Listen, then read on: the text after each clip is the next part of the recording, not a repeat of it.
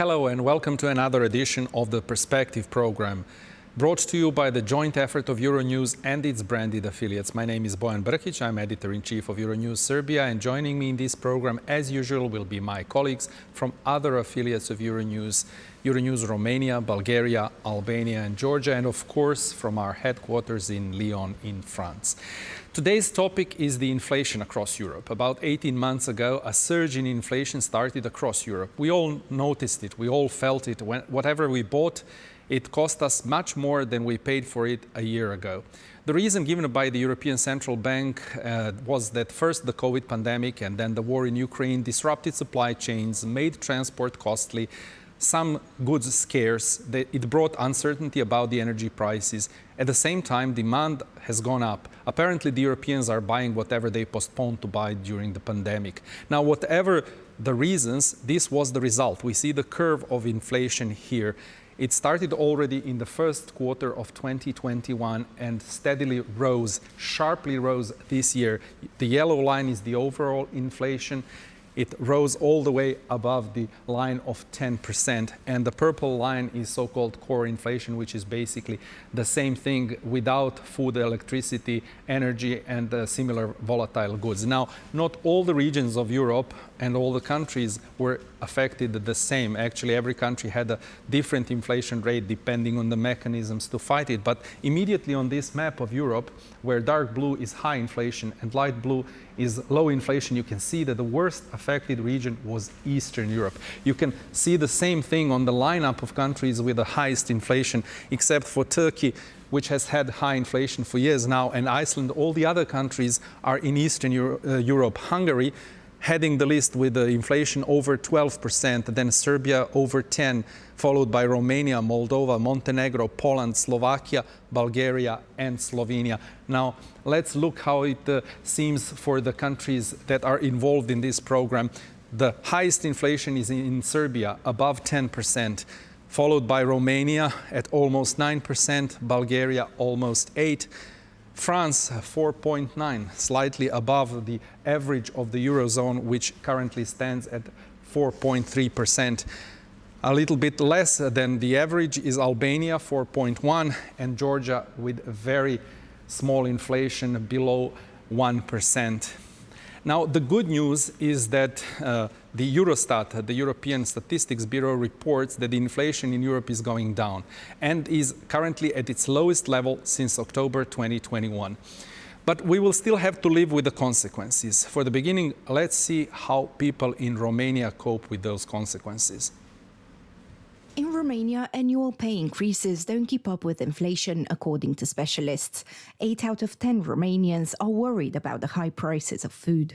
Over the past year, 1 liter of oil, 1 liter of milk, 1 kilogram of sugar, 1 of beef and 1 kilo of apples have increased their price by over 10%. This means that whenever Romanians go grocery shopping, they pay €2 more for the same products. From one month to the other, the money Romanians are making are worth less and less, even with the rate of inflation that is currently at 8.8%. But let's not forget that inflation was at 10% and even at 11% as well. Romania's inflation has been double compared to other European countries. Experts say that for many Romanians who are earning the minimum wage or have a small pension, putting food on the table has become a real struggle. Last year we still had some money left at the end of each month. This year, not so much. We are more careful not to throw away food. However, the quality must stay the same because we have children. I buy whatever is cheaper so I can pay my bills as well. You can imagine it's really difficult. It's a positive signal that inflation dropped, but that doesn't mean Romanians will be able to afford more. Quite the opposite. Prices continue to rise, and food prices will unfortunately continue to increase despite all the measures authorities took. Almost 2 million Romanians, meaning a third of the workforce, are working for a minimum wage. That means around €420. Romania is amongst the EU countries with the lowest minimum wages.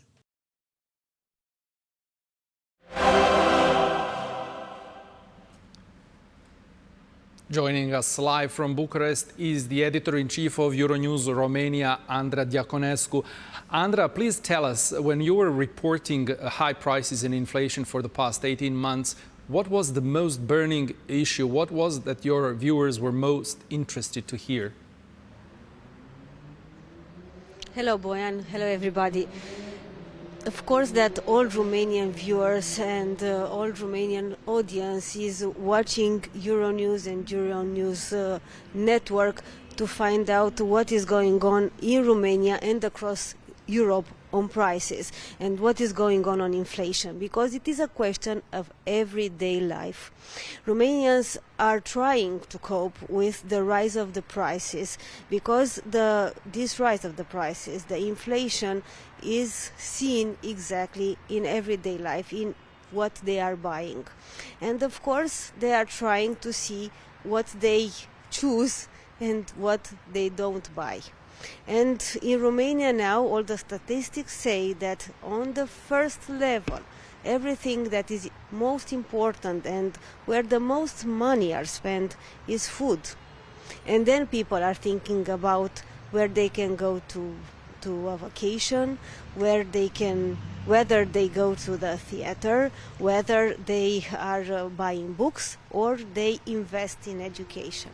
But on the first level is, of course, everyday, single-day life, like food. Yes, obviously, Andra, clothes. and the Romanian government is aware of that, and they put a cap on some key food products.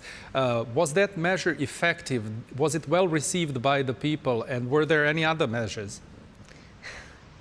Well, it was. By the people it was, and it is very interesting that there are slightly a lot of products that are put in this list, is like white bread, cow's milk, cheese, yogurt, white flour, corn flour, eggs, sunflower oil, chicken meat, pork, a lot of vegetables like tomatoes, cucumbers, onions, fresh fruit, fresh white potatoes, and white sugar. These are some that are on this list, and there are some more taking into consideration for a new law that will be given.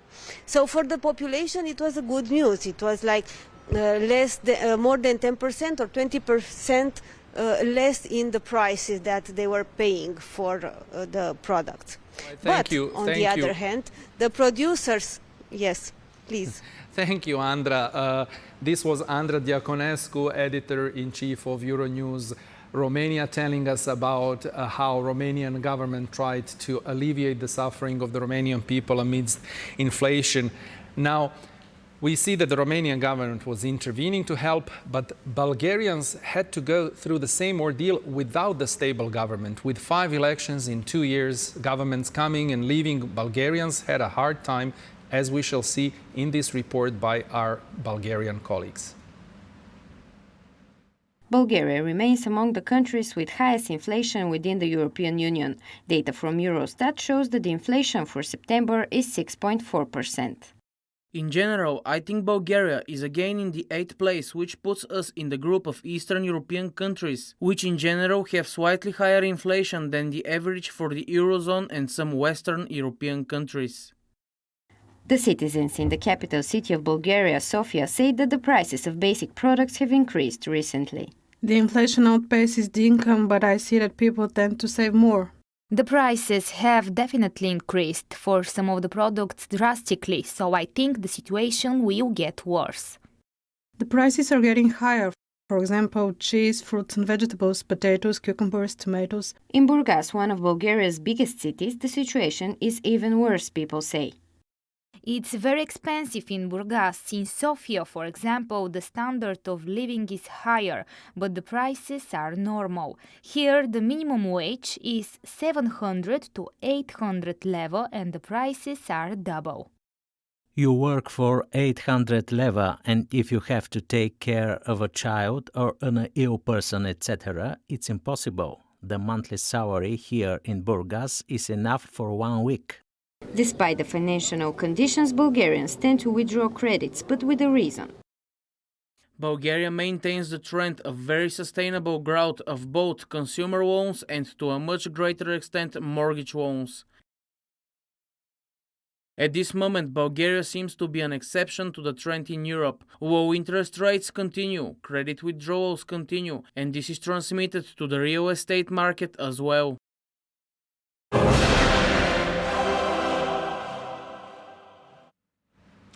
Joining us live from Euronews Bulgaria studio in Sofia is Sophie Svetkova. Sophie, thank you for joining the program. Tell us the same question as for your colleague in Romania. What is it that your viewers are most interested in? What bothers Bulgarians most in this spike of inflation? Hello, Boyan. Bulgaria remains among the countries with highest inflation in the European Union. As we saw in the video, the latest data from Eurostat shows that for September, the inflation in our country was 6.4%. Inevitably, it affects almost every aspect of the lives of Bulgarians, starting from basic food products, goods, and fuel prices. We heard that your country, and we know that your country has been in a political roller coaster for 2 years or even more. Now, did this problem with the inflation make the roller coaster even more turbulent? Did it affect the way in which people vote? Were there any political forces that benefited from the hardship of people or had damage?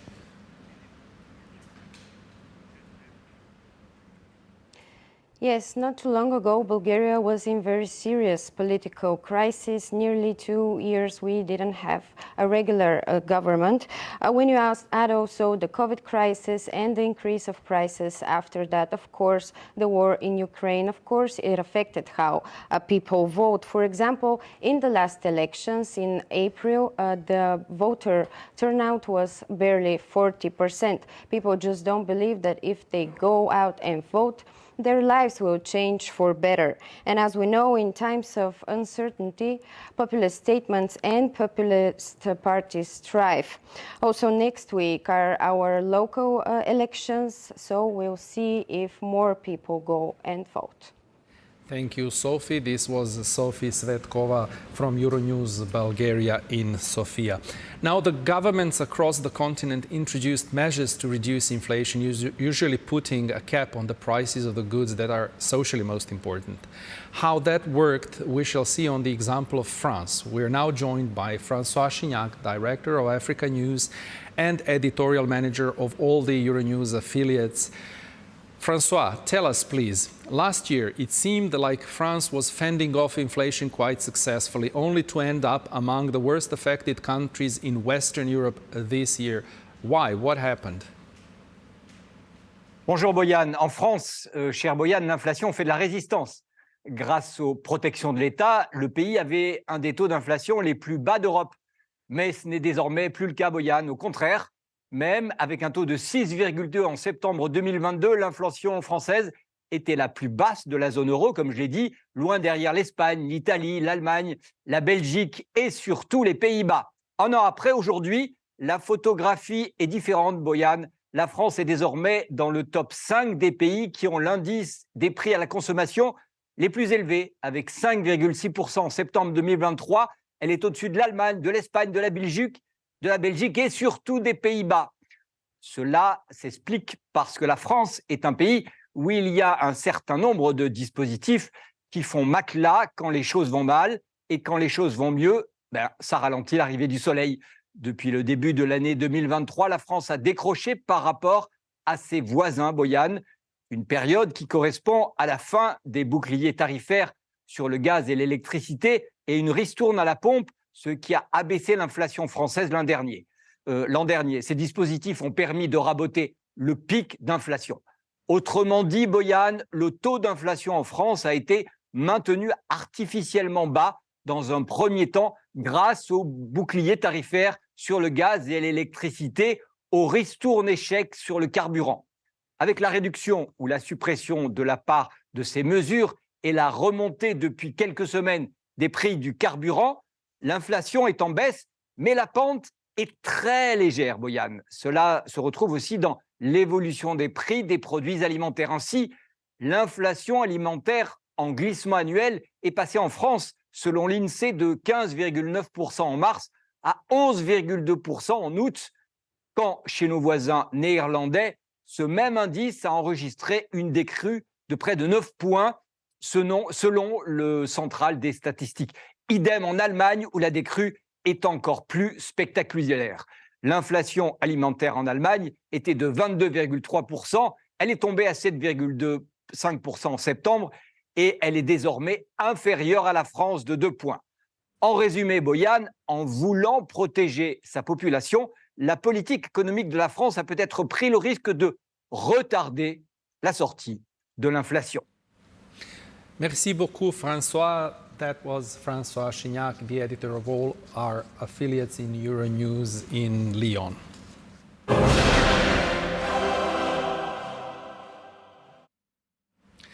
Among the most robust anti-inflation measures in the Western Balkans region were taken by Albanian government, as this report of our colleagues from Euronews Albania explains.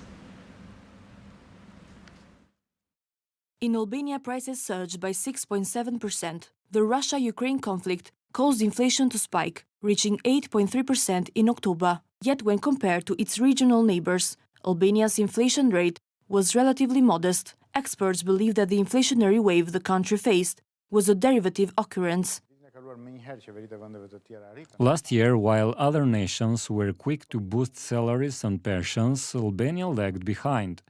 This delay meant that we didn't immediately feel the sting of inflation. On the other hand, Albania faced lesser inflation last year, primarily because we didn't have internal triggers for it. However, experts say that even though our inflation was middle compared to the region, its impact was more pronounced given the average income levels. Although Albania's inflation trend seems more favorable on the surface, a closer look reveals that we have some of the region's highest prices. When you consider the economic and social implications for our citizens and consumers, it's clear that Albania is at a disadvantage. Maintaining energy prices and the strategies of our central bank played a crucial role in stabilizing local prices. The Bank of Albania adopted a less aggressive stance than its counterparts in other countries. I believe the key reason lies in our national currency's significant strengthening.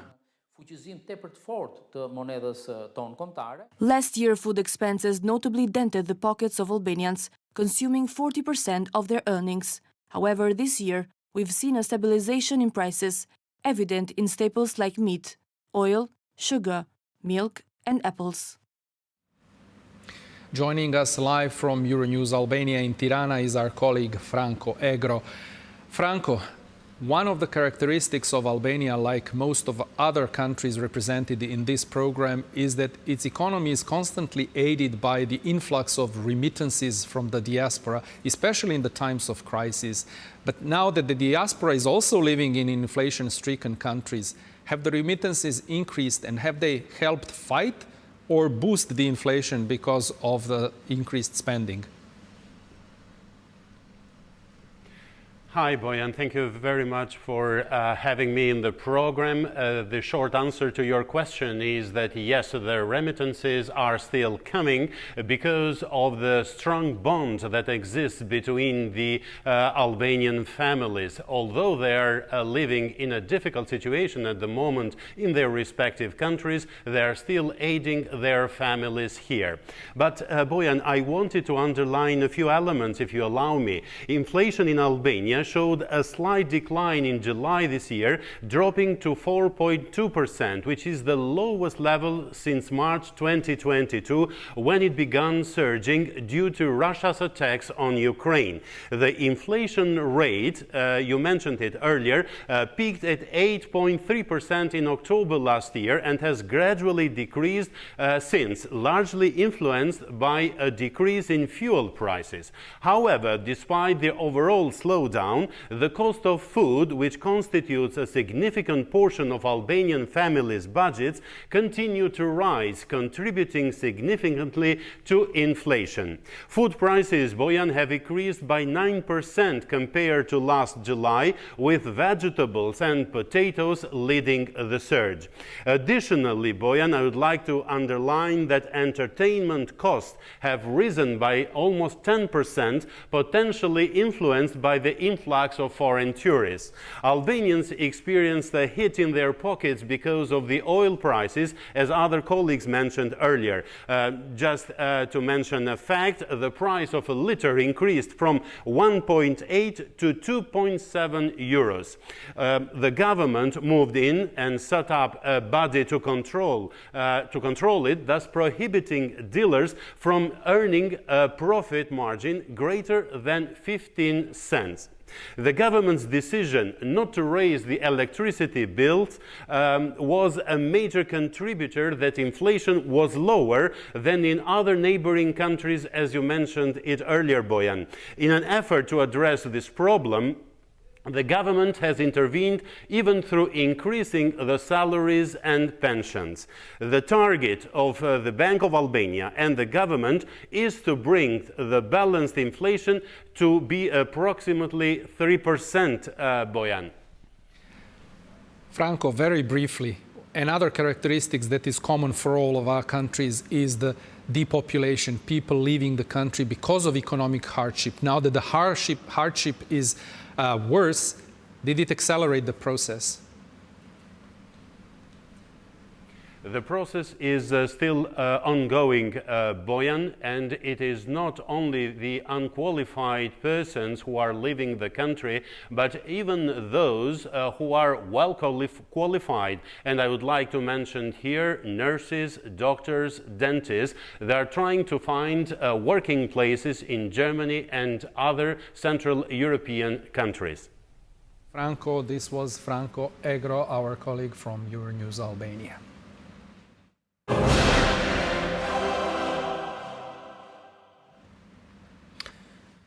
The traditional way in which central banks fight inflation is to increase reference interest rates. It reduces loans, investments, it reduces the quantity of money on the market, making the money more valuable, but it can also push economies into recession. Now, on this graph here, we can see the graph of the movement of interest rates. You can see that we had this period where we enjoyed very low interest rates, which started in 2013 all the way to the beginning of 2021, almost zero or even below zero interest rates from the European central banks. Now, as the inflation started to surge, in a series of decisions by the ECB, the interest rate, Euribor, was increased to above 2%. Now, for the countries like Serbia, where most loans from the banks are with flexible interest rates, where Euribor is one component of the interest rate, any change in Euribor automatically reflects on the already existing loans. The installments are getting bigger, and it brings hardship to those who are in debt, be they private citizens or companies. We found an example in southern Serbia which explains it all. Last year, you took out a loan to buy an apartment. Under what conditions? Last year, when I took out a loan in June, the Euribor was still negative, and let me say, the conditions were relatively favorable. The bank's fixed margin was about 2.8% plus the Euribor, and since it was negative, it was about 2.6%, which in money amounted to about 220 euros per month. As the Euribor started to rise, since my contract is related to it, with the 6-month Euribor, which means adjusting the installments for 6 months, the installments began to increase, and that drastically. The first adjustment was in December, and then the installment was around 290 euros. And now, in June, when there was the last adjustment, it would jump to 340 euros. And if we also take into account this entire inflation and if there was no drastic salary increase, it began to significantly burden the household budget and any financial planning. Recently, the National Bank of Serbia made the decision to limit the interest rate to 15 months for those who took the first housing loan, for loans with a variable interest rate and which amount to less than 200,000 euros. How much does that relief mean to you now, and what happens after that? The key question is what happens after that, because this current measure of the National Bank is temporary relief, and it concretely means that in the next 15 months, my wages will be about 80 euros less than they are now. However, again, if we take the entire inflation and the entire state of the market at the moment, I would say it is not a relief, but we can say it is a kind of a relief. But after 15 months, no one knows what will happen because no one can even predict the growth of the Euribor. So that is what we will be thinking about in the coming period. We hope that the situation like with the Swiss will not repeat itself when people's loans installments were a full salary or a salary and a half, and when it really became unbearable.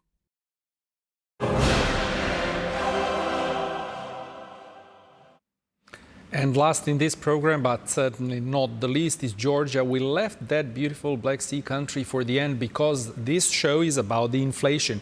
And Georgia does not seem to have a problem with inflation. It is just 0.7%. But the proximity of war in Ukraine brought other problems, as this report explains. Statistics say in September of 2023, the official rate of inflation in Georgia was 0.7%. Economists consider this to be a stable rate. However, it does not necessarily indicate that the cost of living in Georgia is low. The recent 3 years have been rather unstable when it comes to inflation. This time last year, inflation reached 11.5%. Experts concluded that this instability is due to the post-pandemic period, more precisely the resumption of tourism, the influx of migrants from Russia, and economic growth. Uncertainties remain, and because in Georgia inflation rate highly depends on oil prices worldwide. If oil prices will increase massively, it can still affect the Georgian inflation rate. One of the spheres where prices have risen dramatically is real estate. Various research indicates this is due to the flow of Russian migrants. According to Galt and Taggart, sales have decreased on the real estate market, but this is not being reflected in the prices, as apartments in Tbilisi are still too expensive. If we are talking about the prices in US dollars, since January 2022, prices are up approximately by 35-40% on the primary market, which means whenever people buy apartments from developers. Experts assume that inflation will affect the currency instability as well, since Georgia mainly relies on the import of goods. Economists conclude that the recent events that took place in the National Bank are having an effect on the local currency. This is in reference to the National Bank's decision to change its original policy of staying in accordance with international sanctions, a step the International Monetary Fund has expressed concern about.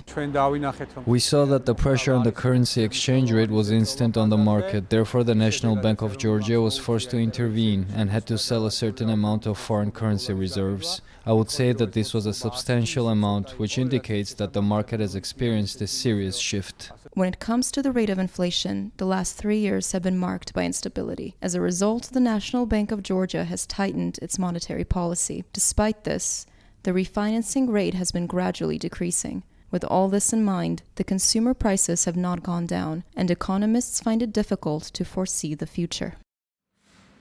Now joining us live from Tbilisi is Sofia Makatsaria from Euronews Georgia. Sofia, you have such a low inflation, you must have done something right, but the inflation is not the only thing that affects the standard of living. Were there any other troubles that affected the purchase power of the Georgians? First of all, thank you for your question, Boyan. And first of all, I will say about general purchasing power. Right now, for example, the median price for cooking oil is around 2 euros, milk costs around 2 euros and half, 1 kilo of sugar costs 1 euro, 1 kilo of beef costs 7 euros, and you can buy 1 kilo of apple for 1 euro. And these prices were the same in January 2023. And in order to paint more precise picture, I will give you one example. Those who have been in Georgia probably know about khachapuri. This is Georgian traditional dish, and to prepare it, you need ingredients that are most popular on Georgian market. And to understand the tendencies of inflation, Georgian Economic Institute ISET created so-called khachapuri index. It is quite similar to famous Big Mac index by economists. And when it comes to calculating the khachapuri index, the prices of electricity and gas are also included. And in September 2023, one standard khachapuri costs 2 euros and 6 cents. And to preparing it, of course, and exactly 2 years ago at the same point in calendar, it cost 1 euro and 69 cents. And the war in Ukraine is not the only conflict in our region. Conflict between Azerbaijan and Armenia plays also important role when it comes to dynamics of regional economy. The high rate of economic growth and inflation, which was observed in 2022 in Southern Caucasus, is no longer the case. Out of 3 Southern Caucasus countries, Armenia is the only exception, retaining a 2-digit economic growth. Very briefly, how did the war in the Black Sea Basin affect the daily lives and the standard of living in Georgia? For example, unlike in Georgia and Armenia, inflation is high in our region. In Azerbaijan, despite this, the National Bank of Azerbaijan's monetary policy remains unchanged, while in Georgia and Armenia we are witnessing a softening in this regard. And as of this moment, the official refinancing rate imposed by the National Bank of Georgia is 10%. Thank you, Sofia. This was Sofia Makatsaria from Euronews Georgia in Tbilisi. Now, this is all we had time for in this edition of The Perspective. We'll be back next month with another topic that concerns us all. Till then, goodbye from us here in Belgrade and our colleagues in Lyon, Tbilisi, Tirana, Bucharest and Sofia.